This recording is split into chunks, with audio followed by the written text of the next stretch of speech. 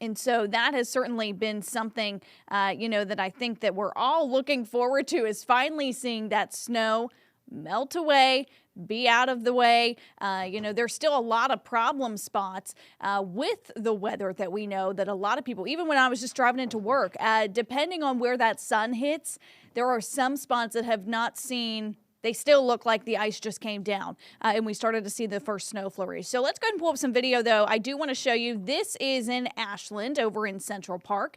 They are finally reopening. They reopened on Thursday for the first time since the weather, and you can tell there's still a little bit of snow patches in there. Check out that playground, certainly even just half of it is melted. And really, this is kind of the scene that we're seeing all across the region as people are starting, like we said, to get out of the lull of things. We're finally starting to get out of the thaw, and those temperatures. I mean, I never thought I would say that 40s was warm, but it certainly feels like 40s are warm this week. And of course, Dylan Godet has been teasing what next week is going to look like. And I'll tell you, I'm happy about that myself. It seems like, if you remember what we had on Tuesday, he was saying it's going to be kind of a copy and paste next week. We're going to see 60s on the board for several days. So that'll certainly be a nice addition for a lot of us. As we know, that weather has been such a hindrance. We've had a lot of activities canceled, a lot of different stuff happening. And so when you think about that, it's going to be really nice to start to see things reopen. And of course, for Valentine's Day weekend, we know a lot of small businesses depend on, they typically see a busy couple of days. We know a lot of places that eat out, restaurants. There's likely going to be some lines if you're headed out. So let's go ahead and check in with Dylan Godet, who's going to give us an update on the forecast of what we may see this coming weekend.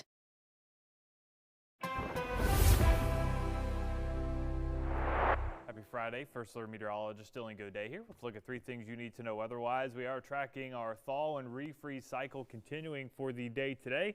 That is ahead of a nice Valentine's Day. Tomorrow looks really nice with temperatures reaching the mid to maybe upper 50s. Clouds will increase tomorrow, though, and that's ahead of a system on Sunday that will bring us some rain showers. Nothing too heavy is anticipated, but some rain nonetheless. Mild air set to move in next week. We're really going to bump up those temperatures, very similar to where we're at Tuesday, but for an extended stretch potentially. Looking at your futurecast throughout the day today, temperatures into the low 40s by the early afternoon. I do think we spike a little bit warmer than that. Futurecast has us with too many clouds this morning. It is crystal clear outside. As you head towards your Valentine's Day morning, we'll fall back below freezing, so it'll be a chilly start. But even though clouds increase, we're going to warm up those temperatures. It'll be, again, nice day on Valentine's Day, mid to upper 50s. Looking ahead at Saturday night into Sunday, though, here comes some rain pushing on in. Notice where the darker shades of green are at. They're to our south. So that's where the heaviest rain will be. We're looking at maybe ½ an inch or a little bit more across far southern parts of the area. Generally speaking, we're up to ½ an inch worth of rain, which we can handle for sure. This is a look at that rainfall through Monday, where it's mostly to our south and not a whole lot to worry about in our area, just enough to maybe dampen things up potentially throughout your day on Sunday. For today, though, cold start to the day, mostly sunny skies. Afternoon melt continues with highs reaching the mid to upper 40s today. Tonight we fall below freezing with some patchy black ice possible, so again, be mindful of that. Looking at your Valentine's Day forecast, starting off the day tomorrow cold. If you need to head out and maybe get some last-minute Valentine's Day gifts, well, you could run into some black ice, so don't hurry too quickly to get those last-minute gifts. Looking at the full 7-day forecast, we've got temperatures on Sunday taking a little bit of a hit after the mild day on Saturday. That's as that rain pushes on in. Go day set for Tuesday, a beautiful day there. Wednesday and Thursday, we'll be tracking some rain showers. Overall, nice 7-day forecast with just a few rain chances on the board. I don't know about you guys, but I like to hear when Dylan has those go days, and Tuesday certainly looks to be a great one. You heard him mention that, there could be still some patches of ice out there still lingering and kind of hiding in plain sight for a lot of us. So do be careful if you are headed out this weekend. And while we have you here on WSAZ Plus, West Virginia Governor Patrick Morrisey giving us an update this morning. He's holding a press briefing. It just got started just a few minutes ago. Let's go ahead and listen into that as we expect him to talk about some infrastructure updates. And we're going to go ahead and take this live. Marks 1 year since the devastating flood that struck southern West Virginia, including McDowell County. And obviously that's a tragedy that claimed a number of lives. It displaced families, and it really tested the strength of the entire community. We remember the people who were lost, and we pray for their families. We also want to honor the resilience of the men and women who chose to rebuild rather than just give up, right? And you guys know about that. We've spent a lot of time down there talking about these issues.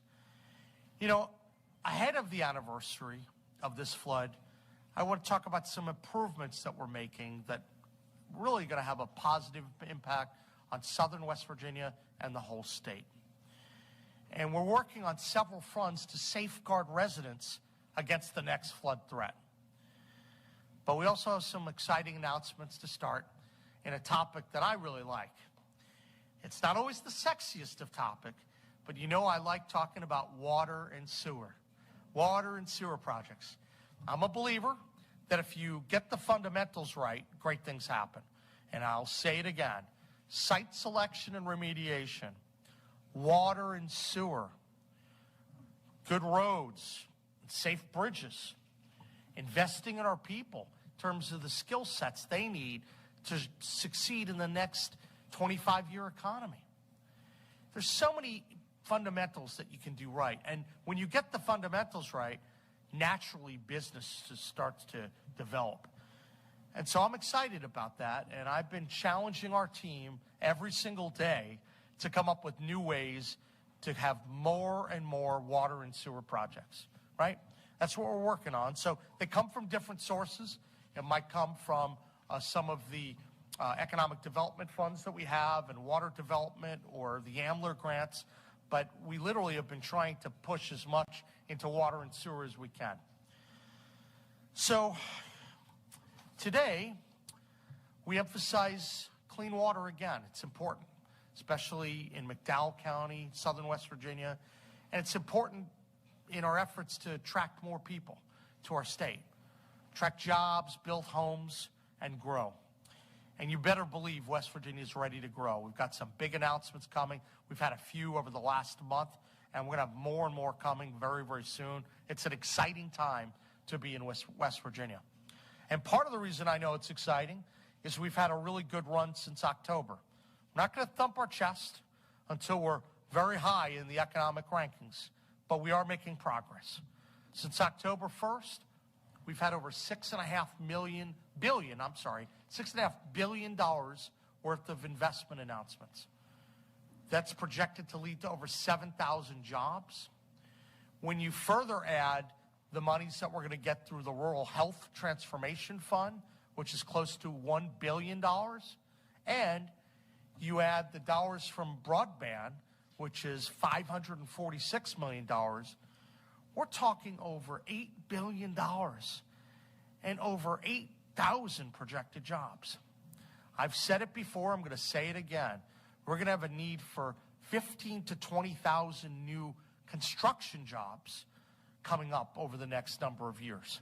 Those are jobs where people are going to need electricians, we're going to need plumbers, we're going to need sheet metal workers, we're going to need people with the right skill sets. And let me tell every West Virginia child, if you're watching this, I'm not sure how many kids are watching governor press conferences, but if you are, you're going to have a great job opportunity in West Virginia, good paying jobs, and so we're really thrilled about that.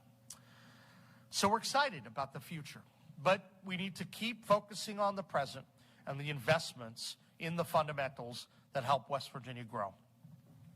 That brings me to today's announcements. Today, we are announcing 5 important infrastructure projects totaling $9.5 million in AMLR grants that's going to support the growth that we intend. Now, these specific projects, we went back and forth with a number of people within water development and DEP and all the right folks to ensure that they met all the requirements. And we're excited about what we're going to do. Now, you see that there are a couple people from McDowell County here. Now, McDowell County got hit really hard with the flood. We know that. You know, we think about McDowell County and the people of that county all the time. We know that Mingo County was hit as well. We know that all parts of West Virginia need help. And I'm committed to it. You saw we had a Greenbrier announcement. We have a lot of other announcements here. We're going to keep rolling these out because I think West Virginia needs clean water and safe sewer water, and that's what we're going to talk about today. Let's get to the announcements. Ready, McDowell County? Yes, sir. We're going to start with funding the town of Davie sewer project with $2.7 million. It's a pretty good start. This is going to create the town of Davie's first centralized wastewater system, eliminating raw sewage discharges and replacing failing septic systems. That's a good start.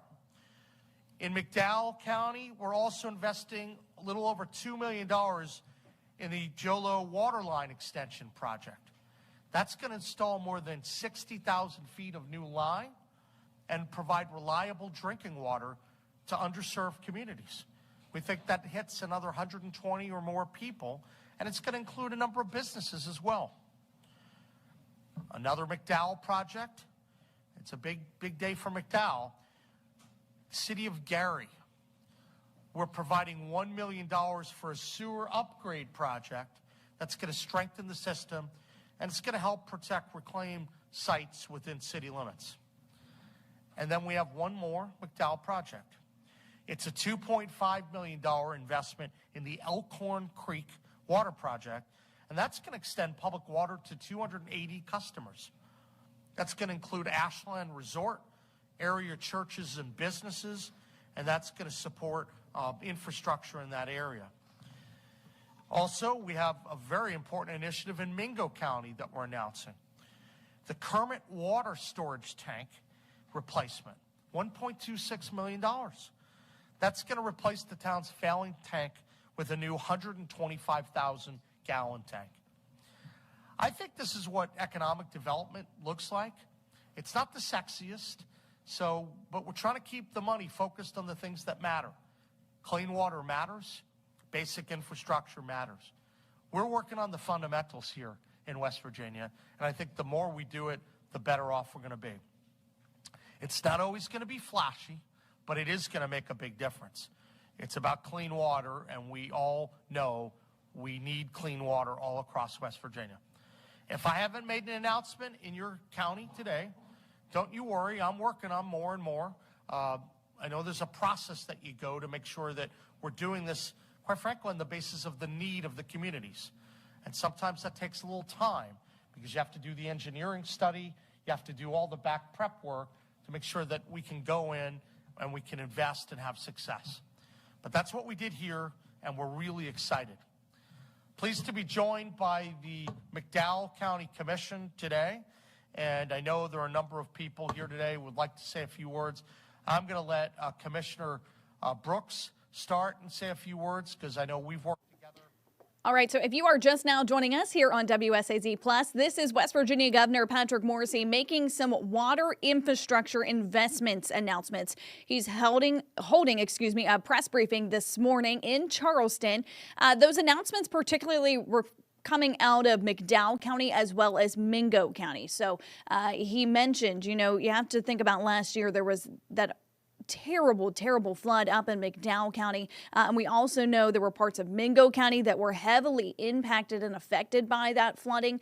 And so Morrisey said, this is really a great way to help address the issues that are kind of still lingering in those areas. Having access to a basic necessity, clean drinking water, is huge for families in West Virginia. And so these announcements with the goal of helping to improve that. So one project in particular that he was talking about was the project in Kermit. That is where West Virginia Governor Patrick Morrisey says they're going to replace a water tank storage that is failing right now. It's expected to be about 125,000 gallons, I believe is what he said today. So this all happening in Mingo County. Like he said, right now we are hearing from commissioners from McDowell County about the impacts that it would have in their communities. The video that I remember from last year just wiped those areas out. The amount of flooding that they were dealing with, they really had a huge issue on their hands. So let's go ahead and take a listen into, what they're saying and how they believe that this will affect them. You good? You want to say a few words, please? Commissioner Brooks, he also discussed our PSD, and I assure you, McDowell County PSD is working extremely hard. They was out late last night just to focus on Crumpler, and we appreciate the governor so much for what he does for us. There's always a line. We always got communication with the governor, and we really appreciate that. Thank you so much. Thank you. Well, thank you so much, guys, for coming. And Delegate, thank you. You've been a tireless advocate for McDowell County. And Senator, I got to tell you, you have been a big advocate for McDowell County as well. When I spoke to you recently, you've talked about all the different initiatives. I spent time with you in Wayne County with some of the challenges that we had there. So I'll tell you what, Mark Maynard is doing a very good job for the citizens of his Senate district. And thank you, Delegate. You got a lot of good people here that are doing good, hard work for the people of our state. You know, we're here today and we're talking about water projects. But we also know that there are problems with flooding. And I want to spend a few minutes talking about that because with the anniversary of the flood coming up, I will tell you this year we wanted to be even more proactive. And it's always better to put in place systems to save lives and to warn people before the problems come. And that's what we're trying to do in this year's session. We know that flooding is an all too frequent occurrence, not just in southern West Virginia, but all across West Virginia. And the challenge we found is not just water, but it's time. And a lot of times in these situations, when I've gone on site, you can see that minutes really matter. I remember when I was up in Ohio County, and I went to Triadelphia, and I was up there a lot, and I watched the area that filled up, and the water comes and moves so fast. And the same in McDowell County. You can see the water comes up, and before you even know it, the water's over your head. It's a serious problem. And I went back and I looked at the flood resiliency plans that started back in the early 2000s, you know, and I got a little bit better educated. I'm not going to tell you I'm an expert, but got better educated by a number of our people, including our Adjutant General and our emergency management folks who are here today, the good work they're doing. And, you know, the first rule of thumb for flood resiliency, as people are celebrating Resiliency Day, is to save lives, right? First rule is to save lives. Well, that's what we're trying to do. That's why, you know, in this year's State of the State, I announced a pilot project called Sentry. It's the Smart Environmental Notification Threat Response System. And the goal behind Sentry is to give people more time, to let people know before the water rises up at that speed. There are telltale signs that allow you to better know and perhaps get those extra minutes and save your life. We've designed this as a 36-month pilot project, and with this project, we're trying to leverage artificial intelligence, data interpretation, and advanced environmental monitoring in key areas to provide more enhanced warnings for the state. And here's the concept in plain English. Traditional streams and river gauges, well, they can tell you when the water's already high, right? That's useful, but it's often a lagging indicator of what's needed. Sentry is trying to get out in front of the problem with leading indicators, more sensors, more data, and better modeling, so we might be able to recognize the risk before people die. And you get to communicate it back to people a little bit quicker. Sentry is going to expand environmental monitoring with additional rain gauges, soil saturation sensors, wind data, and stream gauges. That's real-time information that, when combined with historical data and used AI-driven modeling, is really going to help provide that timely information. This is a pilot, so we're going to try to learn throughout this project, but the goal is to forecast elevated flood risk 1 to 6 hours ahead with a target accuracy of over 90%. Now, last year, we had at least 12, depending upon how you count it, 13 deaths from floods. What if we could have saved just a couple lives? I think that's well worth it.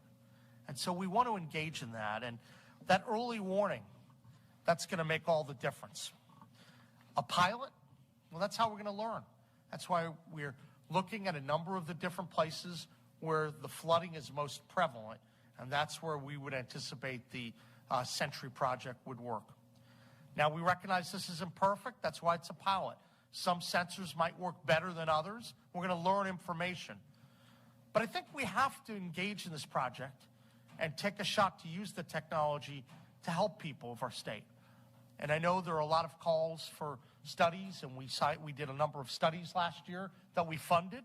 We fund them out of civil contingency, not flood resiliency. Same point. We funded them. There are resources available for the Milton flood wall, and we're making sure that that money is kept aside. And so we know that there are going to be projects, but saving people's lives, well, that should be at the highest end of the list. So I'm pleased to work with the legislature to make this Sentry pilot a reality. I think as we go forward with this and validate performance and assess risk, it's going to make a big difference for West Virginia. Now, we know in West Virginia, preparation isn't optional. That's what this is all about. We want to get in front of the next flood, and we want to get in front of the water challenges that we face. That's why we're talking about Sentry today, and that's certainly why we're talking about water and sewer. We want to make a difference. We want to get out in front. We hate the fact that some people have challenges with water. I want to do my best to fix those problems, and I thank the legislature for working with us to provide us with the resources and the tools to make that happen. We're going to keep going, and I'm just so grateful to be here today. It's exciting after all the challenges that you've been through to know the progress we've made with the roads, right? Where we spent a lot of time at that. Delegate, you know that. And now with a lot of the water issues, let's keep going. Let's make more progress, and let's make West Virginia have the best water and sewer around. So thank you all for coming, and I'm now happy to answer any questions from media. Yes, so there are going to be 6 or 7 different places. I don't think we've announced all of the sites yet, but we're trying to do this in the areas most prevalent for floods. And so obviously if we succeed on the pilot basis, that can be extended to different parts of the state as well. No, I think it's either 10 or 12 million, if I recall correctly. So, but that gets us, I think that's going to get us around 7 or so. Don't quote me on that, but I know that we have a number of pilots that we can move forward with. And this is over a 3-year period, by the way, because it takes a little bit of time to get this going, but we're hopeful. Other questions from the media? All right.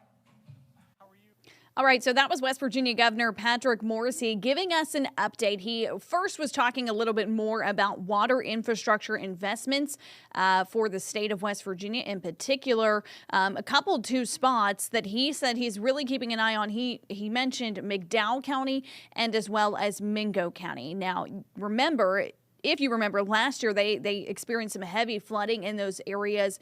It really wiped out a lot of businesses. I can remember our reporters working on stories for several weeks there, just as people were trying to clean up. The cleanup effort was massive, but as they were trying just to get prepared for the flood, that was a whole nother challenge. So West Virginia Governor Patrick Morrisey making some water infrastructure announcements, one in particular in the Kermit area. And so that was what he was talking about just before this. And then he kind of transitioned throughout his briefing, and he said, we know flooding is a big deal. It's a big problem. Some areas of our state are more likely to see it than others just due to the geography, the nature of the area. And so he talked about this a little bit in his State of the State address back in January in front of lawmakers and diplomats across the state. But he was saying, we're going to look at starting a pilot program.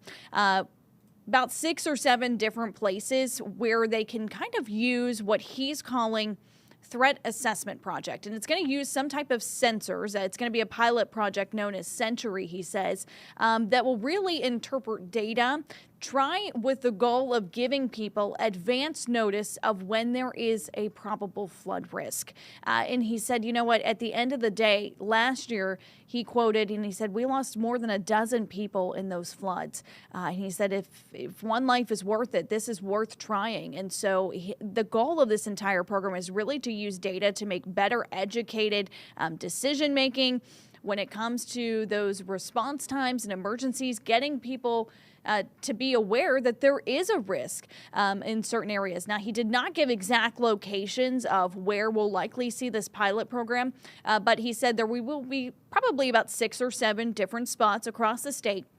And that's going to happen over a 3-year period. So that is something that we will likely see. We're going to be checking in with his office for more details on that program. I would really like to know, which spots they're going to end up saying or deciding. He said, you know what, this may not be the perfect solution, but at least it gives us a start. He also mentioned the program is planning to use artificial intelligence to help determine what is best. The goal is to forecast for that flood risk about 1 to 6 hours ahead of time. So that's really something that they're going to be rolling out and we'll find out from the governor's office just how soon some areas could see that and what would be the first area to pick. So I really appreciate you joining us here for some updates. Let's go ahead and talk a little bit more about some of the headlines that we are following this morning for you. And as soon as I can change that super, there we go.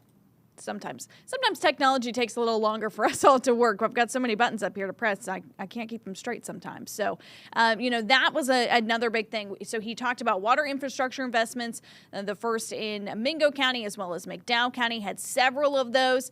The one in Mingo affecting Kermit. They're going to replace a water tank there that has been failing. About 125,000 gallons or so, I guess, is what it's responsible for, according to the governor. So that's something that we'll likely see. Let's go ahead and also pull up some video for you of Central Park as they just reopened the last couple of days. And it's hard to believe that, right? We've started to see the snow and the impacts of it kind of still lingering.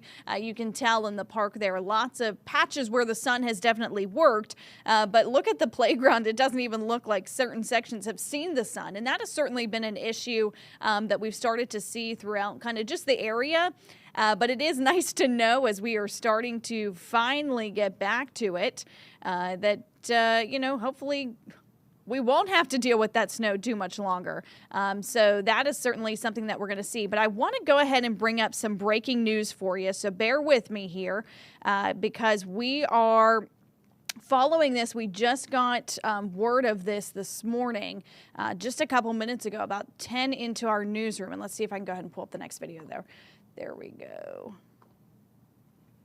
Okay, well, I'll just have to fire that manually. So you may remember the town of Wayne has really dealt with a lot of water issues over the last couple of weeks or so.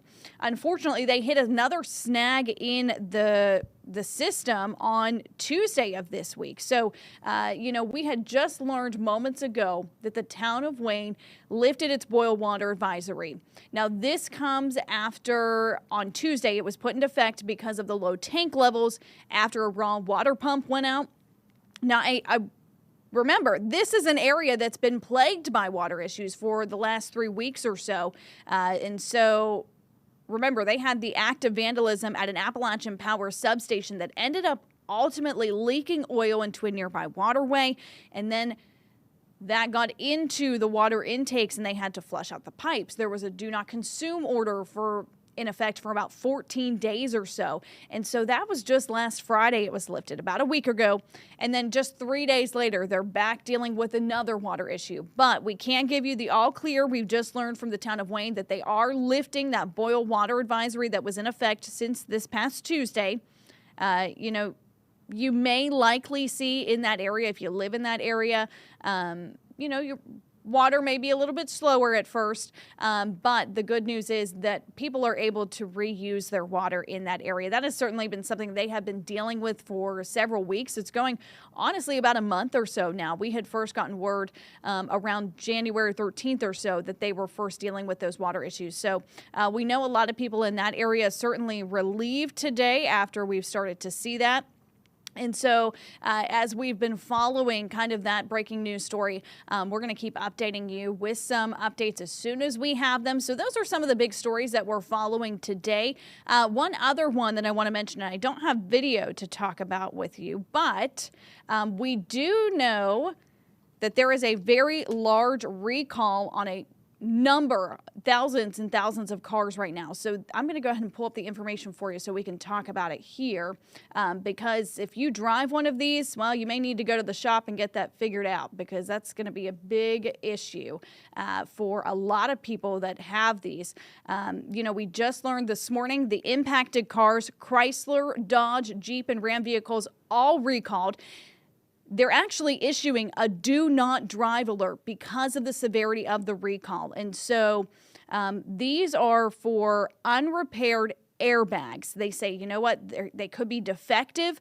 It is now the center of a massive recall, and they're thinking it's likely affecting about over 10 million vehicles. They're out on the roadways in our country. So if you drive one of those vehicles, make sure that you check with your dealership to find out if you're affected. The latest do not drive warning, and I'm going to go ahead and read these off for you. You've got a 2003 to a 2010 Dodge Ram, a 2004 to 2009 Dodge Durango, the Dodge Dakota, the Dodge Magnum, the Dodge Charger, a Chrysler Aspen, Dodge Challenger, the Chrysler 300, and then the 2007 to 2016 Jeep Wrangler, and the 2006 to 2009 Mitsubishi Raider. So the National Highway and Traffic and Safety Administration issued that recall for tens of millions of vehicles. They're saying, if you have one, do not drive it. You need to get it fixed because that defective airbag could cause problems. So that's a big story that we're following this morning as well. Like I said, I don't have any video to show you, but if you need a list of where maybe if your car was, on that list that I read off and you said, hey, I may have missed it, or you want to look back up, that story is on our website for you right now. And so you can find out, the NHTSA said that 28 people in the United States have now been killed and at least 400 have been injured by those defective airbags. So they're really saying, hey, if you have this or your car was affected or you think your car was affected and needs to be fixed, go ahead and take it to the dealership. Get that issue resolved, because they said those airbags have exploded. So it's really a serious situation. Like I said, that story is posted for you on WSAZ.com if you need the full list of vehicles that are impacted. And we will also have that in our evening newscast. Well, we certainly appreciate you joining us here for your morning headlines. Don't forget, we're still in the Olympics for another few weeks or so. So WSAZ Midday and our 4 o'clock are streaming here on WSAZ Plus. Like we said, if you have a Roku TV, go ahead and join us through your streaming apps, just like you're doing now, or you can go on WSAZ.com and watch us live there as well. Well, we certainly appreciate you. Have a great Friday for all of you as you are heading out for your weekend. We have finally made it to the last work day for a lot of us. And if you work the weekend, well, I hope you have a good start to your work week. So we certainly appreciate you and have a great day.